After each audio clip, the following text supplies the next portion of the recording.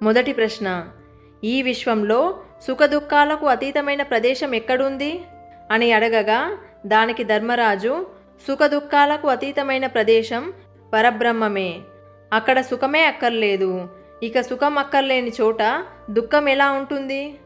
అసలు శోకం అనేదే లేని ఒక దివ్యమైన లోకం అది అని చెబుతాడు.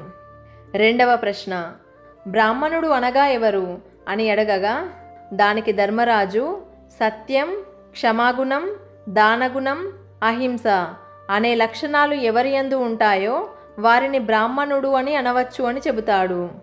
మూడవ ప్రశ్న, ఋషి అనగా ఎవరు అని అడగగా దానికి ధర్మరాజు, అందరూ చూడలేని దాన్ని చూడగలిగే వాడినే ఋషి అని అనవచ్చు అని చెబుతాడు.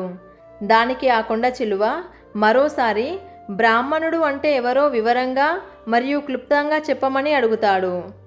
దానికి ధర్మరాజు,